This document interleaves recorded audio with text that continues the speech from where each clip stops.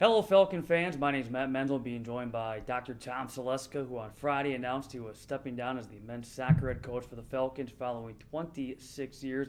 Kind enough to join us here as we reflect on what has been a remarkable career over the last 2.5+ decades. And Coach, thanks for your time. And yeah, I guess Thanks for having me, Matt. I know, I was going to say the first question that comes to my mind. Okay, we get the news on Friday. You're stepping down. Sure. So what went into that decision? Why is now the right time? Yeah, that's a good question. First of all, it's not. It wasn't a snap decision. It's been something that I've been thinking about and praying about for a number of months. And here's what a lot of people don't understand. And there's a second part to my position, and that's the teaching part, being the professor. And that's one thing I want to make clear too. I'm not retiring. I'm too young to retire. I'm stepping down from the coaching position, and I'll still help for a year or so. And I mean, soccer's been a part of me forever. But on the teaching side, they're starting to ask more and more of me as a professor, which is legitimate, which is fine. But I just don't feel like I can do both positions anymore, both jobs, and do them really well. I get up extremely early in the morning, and I find my head spinning by the end of the day. There's so much involved. The coaching profession at our level, even Division III level, has changed so much over the past few years. I mean, I'm flying to Florida and Phoenix and all over the country doing these recruiting showcases. To get ready for that, I have to, work on the class end of it. Maybe doing a lecture ahead of time, videotaping, or, getting someone to step in and so forth. And it just becomes overwhelming trying to, again, piece it all together and do a great job on both ends. And so I just felt it was time. The thing that I really told the team is I just think it's best for you guys because there'll be, I think, two coaches in place who will just do an outstanding job. I'll have a chance to help out a little bit and keep my feet wet and still enjoy it. So I think that's the main reason, if that answers the question. I want to test your memory too, because your coaching career at Concordia, Problem. yeah, it started back in 1993. Yeah. What do you remember about the hiring process? What interested you in this position? Believe me, I remember it like it was yesterday. I mean, I can go back to just, I was teaching at a high school, Lutheran High School North in Macomb, Michigan. This is going to take a while. Is this all right? We got plenty of time. And I was a successful high school soccer coach. I love teaching high school. I never wanted or never thought that I'd ever teach and coach at the college level. Well, I remember we won state championship in 1987, and so again, the high school thing was going very well. But I remember coming to school one real early morning. It was dark, it was dreary, and I was teaching. I had 3 or 4 preps, 125 kids, and I wasn't necessarily unhappy, but I remember saying a real short prayer. I said, Lord, if there's anything else you want me to do, let me know. It was just very simple, very short. It wasn't within a week or two that I got a phone call from Dr. Kerry Stomachowicz, who was my old roommate in college. He was a teacher here at Concordia, Wisconsin. He said, hey, Tom, you ever think about coaching soccer in college? Our coach stepped down. I said, no. I said, I don't think that's for me. Well, speed ahead. I got the interview, flew in for the interview, and I remember walking up to my garage after I got home from the interview process. I remember right before I walked in the door, it's really strange, I said, you know what, I think if they give me this job, I'm going to take it. My wife, who at that point we had 3 young kids, was kind of excited that I was interviewing for a college position. This was really neat. And then when I told her that I think I'm going to take this if they offer it to me, she started getting a little upset. She had no interest in moving, but luckily she followed me, and we're here. That first year, Matt, if you're going to ask me about that, I was. Yeah. Should I just keep going? Absolutely. Take it away. It is. It's your show. Yep. This is my show. That first year, wow. I mean, again, I still remember so many of the games. I think we were like 4-11-2, and I just was shaking my head going, what in the world did I get myself into? My first assistant coach was Jimmy Banks. Jimmy Banks was a World Cup player, world-class soccer player, just off World Cup. He had indoor soccer professional experience, but he's the most humble, helpful, friendly kind of guy. We had a great time that first year, but man, it was quite an experience, quite a challenge. I really thought I was in over my head, and I think I was.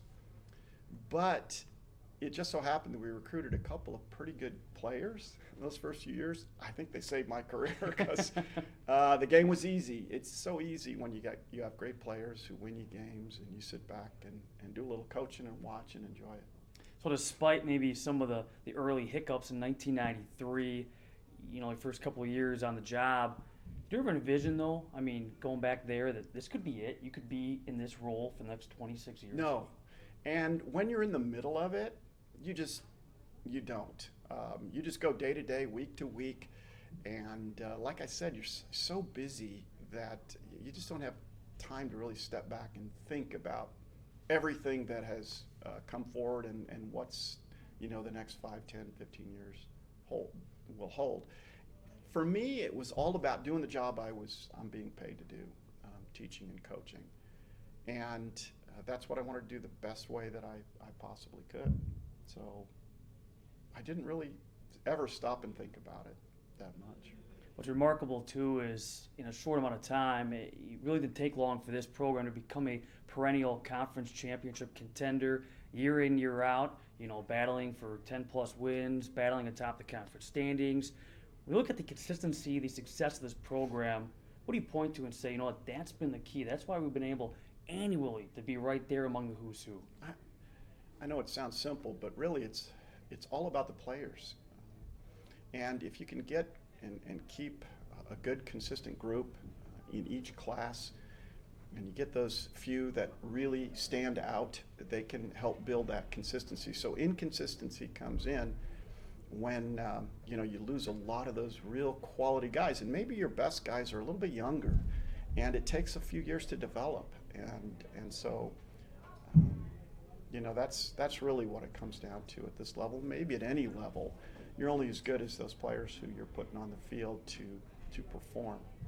And if you have those standout guys, the guys who can really defend, a great goalkeeper, and some people that can score. And really, Matt, I've had some just outstanding goal scorers over the past 26 years. And if you can't do the job in the attacking third with the unique player, getting the ball, penetrating, being able to get past defenders and shoot it on goal, you're just not going to win many games. So that, Matt's a simple answer to that question. We've had great players. I know we've talked about this in other interviews we've done, but are there certain games that stand out among the rest when you look back at 26 years? I knew you were going to ask me that question. I don't really think it's a fair question after 26 years with all the wins that we've had, the championships and that sort of thing. So I don't want to necessarily point to one game. Mm-hmm. Unfortunately for me, some of the huge losses stick with me maybe more than some of those big wins, or at least as much. Those gut-wrenching losses, and you look back over those and go, man. But that's just part of it, the ups and the downs, the hills and the valleys. Where I was telling this to a coach just the other day, that's the stuff that makes you feel alive, is the successes as well as the challenges of this job. That's what you play for. Mm-hmm. And one of the things, my guess is you're going to ask me is, what are you going to miss the most? I'm going to. Why don't I just give you my we'll just wing it. That's good. Because I've really been thinking about that. And I'm going to miss the players and the interaction. That's so much fun. After a long day of teaching, you get to go out and interact with the guys. And so I hope to be able to do that a little bit. But really, I actually was saying this to Mike Fahey the other day on an email after he won that championship. I was watching your interview with Mike because he's the lacrosse coach. He's going into the national tournament. I'm watching him, and I'm watching you, and the last question, I don't know if you noticed this, but he almost caught his breath. He was so excited, he almost couldn't answer. That's what I'm going to miss the most, because there's nothing that's going to replace that after a huge win like that. It's euphoria that you just can't really explain. It's hard to replace. When you look at your resume, at least from a Concordia standpoint, 324 victories, 9 conference championships, a couple of NCAA Division III tournament appearances. You're a 5-time conference coach of the year. And certainly the accomplishments, the accolades are great. I know that's not the first thing you're going to point out, but my question is, aside from accomplishments, what are you most proud of when you look back at your career? Over the past few days,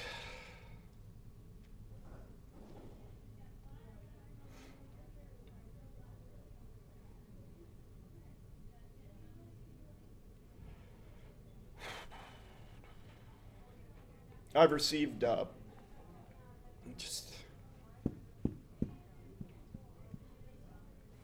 knew this was coming. I received a lot of emails and texts from former players, and it's overwhelming, the response. You really don't kind of know the impact you're going to have maybe till after you're done. So that's some of the things that I think, again, the things that I'm going to miss the most, and maybe the things that you're most proud of, or the impact that you have on the individuals' lives. I mean, we're together a lot. We pray together. We are in the battles, the trenches, the players and the coaches, and you get to know them pretty well. And then they become successful men, and you don't want to, I guess, contribute it all to you, but you were part of that success. And I think some of the things that they've been saying, probably the most special things that I'll remember. Well, it leads me right to my next question. Okay, when you look at the type of athletes you've had here, 119 players received all conference accolades, 46 all-region selections, a couple of All-Americans. And I don't think it's fair to start asking, okay, who are some of the top players that come through here over that time? But more generically, when you kind of look at the type of player you tried to recruit, the kind of culture you try to build here, what does that player look like? What have you tried to build here at Concordia? What have you built here? Boy, I wish I could really define that, because as a coaching staff, we talk about this all the time. If we could potentially define that and put our finger on that, this recruiting process would be so much simpler. But it is such a complex process that is so unpredictable. It is one of the frustrations, I'm sure, that other Division III coaches have, and even 2 and 1. It's trying to predict who best is going to fit, who best is going to play, who's best for CUW, and then be able to not only identify that guy, but then kind of build that relationship that helps that young man understand that this is the best place for him. And so you don't want it to be, and I don't want it to sound like it's a random process, but we recruit a lot of guys, and the guys that we come here, I think, feel that this is a great fit for them. And the ones who don't, at some point say it's just not quite the place. And so we're willing to work with those guys who really feel that this is the place they should be. And I don't know if that answers the question, but it is just not a very well-defined kind of thing that I can put my finger on and say, this is the kind of kid that we'd love to have, and then we go out and get them, but we don't offer scholarships like that. So it becomes more of a random thing, and I think it's on their part. They're the ones who decide, for the most part, that this is the place they need to be. Now, you can take this question any direction you want, and I know, good. I know at the beginning you touched on, the coaching responsibilities and how that's changed over time. But when you look back at the last 26 years, what are some of the biggest changes, whether it be from a coaching standpoint, the game itself? Certainly, we can get into talking about the venues, going from the football field in the front yard to now finally you have fitting field. List goes on. Yeah. Well, the number one thing that's changed is the recruiting process. As I've kind of stated before, when we began when I first began, I could get the best players here in Wisconsin, and the competition for that player wasn't as much. Now, with full-time coaches and full-time assistants, these kids are being contacted from all over the country, states that are close, states that are far away, and the competition for a recruit is just overwhelming. That's way different. And that's why, we're flying to Phoenix and I just got back this past weekend a weekend or so ago from Cincinnati. And so you're all over the place, and it makes it really challenging. What else has changed? Boy, the venues really have changed. You brought up, started out on the football field, and it was a grass field, and it had little swales before you had the track, and it was kind of dangerous. At some point, the conference said, look, we're not playing you guys on that field anymore. So they moved us out to the front field, which wasn't really a soccer field. It was just a field. They planted some grass out there and fertilized it for a while. There was, a few seasons in there where it got so wet we weren't able to play home games. Mm-hmm. And that's when they decided to put up that outstanding venue that we have now, Fitting Field. And that was just, at the time, I thought that was one of the best in the region. And it's still, don't get me wrong, it's still an amazing facility. But, again, all the other schools have put these same things up and even nicer now. So that competition never sits still. And that's another challenge that we face going forward. I can remember before Fitting Field, some big games get moved either to Elon Soccer Park or Cedarburg High School in conference tournament championship play. But you had to bring up the Cedarburg High School thing. One of my biggest coaching mistakes ever was playing Edgewood on Cedarburg's field. Why is that? As soon as we showed up to Cedarburg's field, I go, this is a big mistake. Well, again, our field was unplayable, and this was the game that we needed to win to go into the NCAA Tournament. Mm-hmm. And I just should never have agreed to go to Cedarburg. You go to Cedarburg, and if you look, it's a smaller field inside that fence. And we had speed. Pete Schreiber so it was an advantage for the other team. It limited the space that we had to play in. And again, you remember the times, the disappointments, sometimes more than the big wins. And that was one. If I had to do over again, there is no way I would have moved that game to Cedarburg. And by the way, it's nothing against Cedarburg, Prod alum. Prod alum, by the way. We love you. Yes. Let's make that clear. But how about, you talk about changing. How about yourself? How have you evolved as a coach? How have you grown into this role over time? From going into it in 1993, kind of not knowing really what to expect, now here we are sitting here. It's 2019, but the last season being 2018. How do you feel you've grown? Well, through the experience of knowing the game, seeing the game, and I don't know, maybe this is kind of interesting as well. It's tough for me to watch lower level soccer games now. So I'll go to a game and I'm watching, I'm going, this is not good soccer. And I think the reason is because there's a certain style we like to play, and there's a certain kind of kid that we like to recruit, a kid that's really technical and may not be the best athlete, fast, strong, but we like to watch good soccer and play really good soccer, and we think we do. We have a very competitive sort of environment, and that's the kind of game that I like to watch.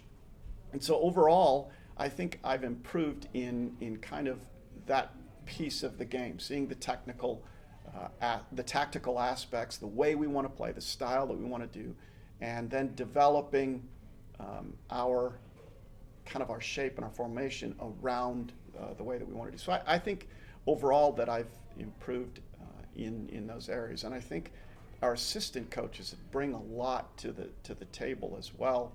And so our practices, the things that we're doing, the way we develop a training session, I think have improved with having very able assistants and being able to plan and that sort of thing. So when I was on my own, that was a huge challenge.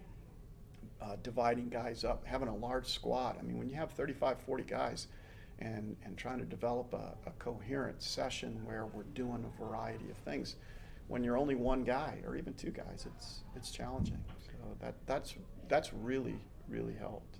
There's no question, you look over your time, you've touched many lives both on and off the field. And you mentioned, you've had alum that have reached out. You have not only former players, but you have friends, you have family, fans of the program. Anything you want to say to them right now? We have, some time to kind of relay a message. Well, for sure.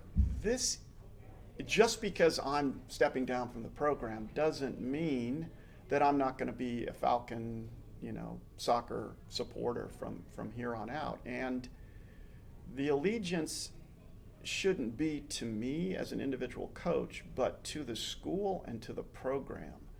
And so, man, we need our alumni now more than ever. We need them to stay connected. We need them to give us their feedback. We need their help. I mean, that's, I think, a big, strong message that I'd like to leave with those players who have gone through here. Not to become strangers and to really give back to CUW soccer now more than ever so that we can continue to improve and get better and grow the program. It's not going to happen on its own. We're going to really need their help and support. So a week, a month, a year, 10 years down the road, I know you'll be the first to say it's not about me, but when somebody looks back and looks at, Falcon men's soccer history and they see Dr. Tom Saleska's name, 26 years listed, what do you hope people say about you? What do you hope they say about this 26-year period about men's soccer? Yeah, sometimes I worry about that. And here's why. I get so focused on my role here as a coach, and I know some of the coaching staff will say this too, that I absolutely walk right by people in the hallways without even seeing them. So, and it's this kind of singular focus that I've had over the past 26 years. That's kind of in the back of my mind, the thing that I worry about the most is that I wasn't able to give enough time and individual attention to the guys, to the players, to develop some of those relationships that are so important. And so I hope they've enjoyed their experience. I hope they have grown from it and become better people. We've tried to share the gospels. I mean, we get them to chapel at times, and we're praying and with them and sharing pre-game Bible stories and those sorts of things, and we let the Spirit then do the work. So hopefully over the past many years, these young men have grown, gotten better, and remember their experience and that they've enjoyed it. And I know you've mentioned in your press release you want to stay involved in some capacity. Right. Just to throw out here, there's always going to be a second headset for you up in the broadcast. When you come join us on the broadcast, a little color analysis at some point. Sure. Ever thought about that? Hey, thanks for that invitation. Well, X and O's? Actually, yeah, that'd be fun. It'd be different. Thanks for the invitation. No, yeah. No, but on sure. behalf of everybody at Concordia, though, it's not goodbye, but thank you for the Yeah. last 26 years, and we'll see. It'll be a different capacity, but we'll see you Yeah. at Fitting Field in the fall. Well, thank you, and it's been great getting to know you Yeah, too, man. absolutely. Good You stuff. and I went on the international trip together. Spain, Some Spain, yep. Great memories, and it's great to have seen how you've changed and grown through in your profession as well. Well, thank you. CUW alum, man, Falcon forever. And we go back to the game at Cedarburg High School, I might add, too. So good times. Thanks but, for that, man. That's Dr. Tom Saleska, and thanks for joining us here on CUWFalcons.com.